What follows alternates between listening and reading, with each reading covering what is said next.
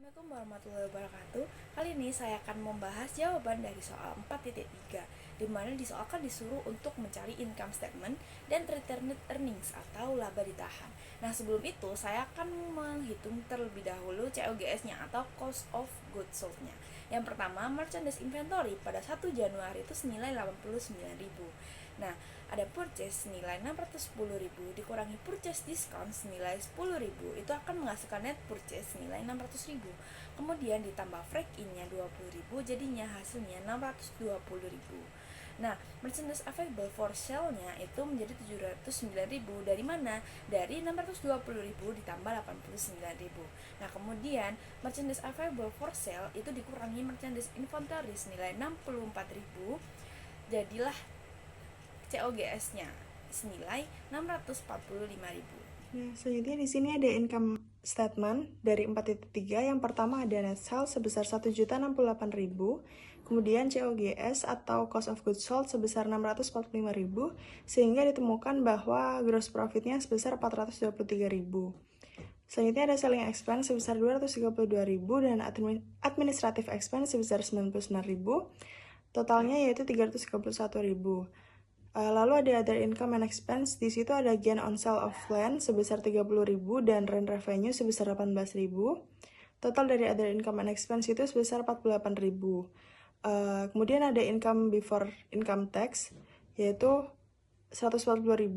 Nah, selanjutnya ada income tax-nya sebesar 53.900. Net income-nya jadinya total 86.100. Nah, selanjutnya ada earning per share, itu dari 86.100 dibagi 30.000 sehingga hasilnya 2,87. Sebelum kita masuk ke retained earnings statement, saya akan membahas sedikit tentang apa sih gunanya retained earnings di perusahaan atau apa gunanya laba ditahan pada perusahaan. Yang pertama, manfaatnya itu laba ditahan itu untuk operasional perusahaan. Kemudian yang kedua itu untuk mencadangkan dana, dan yang ketiga itu bisa untuk membayar hutang dan lain-lain. Nah, kita akan masuk ke materinya, yaitu tentang retained earnings statement for the year end Desember 31, 2019. Nah, yang pertama itu ada retained earnings Januari 1 itu senilai 160.000 ditambah net income yang dari income statement sebelumnya itu senilai 86.100, itu akan menghasilkan 246.100 dikurangi cash dividend itu senilai 45.000. Jadinya retained earnings pada Desember 31 itu senilai 201.100.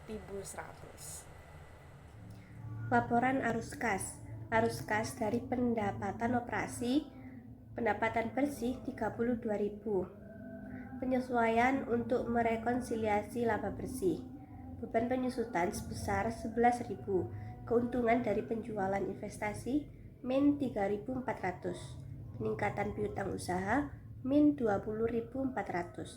Sehingga kas bersih yang diperoleh dari aktivitas operasi sebesar 19.200. Arus kas dari aktivitas investasi, penjualan investasi 15.000, pembelian tanah min 18.000, sehingga kas bersih yang digunakan oleh aktivitas investasi sebesar min 3.000. Arus kas dari aktivitas pendanaan, penerbitan saham biasa 20.000, penarikan kembali wesel bayar min 16.000, pembayaran dividen tunai min 8.200, sehingga kas bersih untuk aktivitas pendanaan sebesar min 4.200. Total semuanya yaitu 12.000. Kas awal tahun 20.000, sehingga saldo akhir kas yaitu sebesar 32.000. Kemudian ada laporan posisi keuangan. Aktiva pada akun kas senilai 32.000, piutang usaha 41.600, tanah 88.000, berasal dari 40.000 ditambah 18.000 ditambah 30.000. Aset tetap 70.000 berasal dari 81.000 dikurangi 11.000. Investasi 20.400 berasal dari 32.000 dikurangi 15.000 ditambah 3.400, sehingga totalnya 252.000.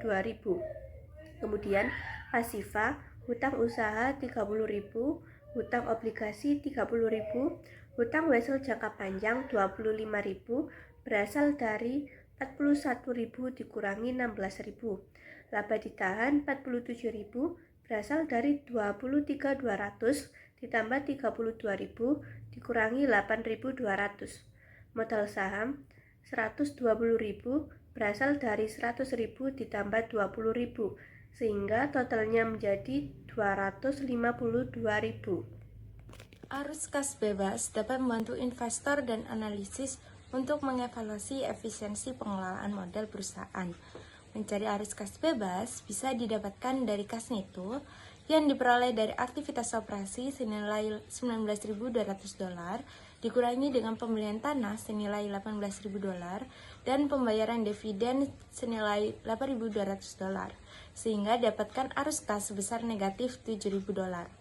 Analisis arus kas bebas negatif ini menunjukkan bahwasanya perusahaan tidak menguntungkan karena perusahaan lebih banyak mengeluarkan biaya untuk belanja modal daripada yang diperoleh dari aktivitas operasinya. Pada slide selanjutnya mengenai dua rasio arus kas.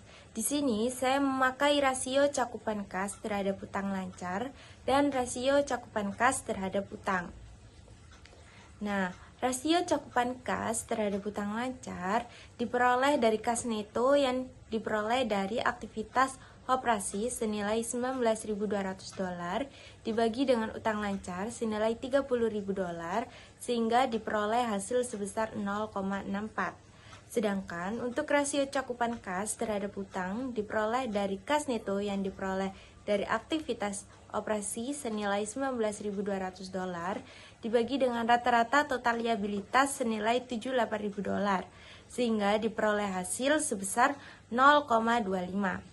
Jadi, dapat disimpulkan jika dilihat dari posisi likuiditas dan fleksibilitas, keuangan perusahaan masih perlu ditingkatkan.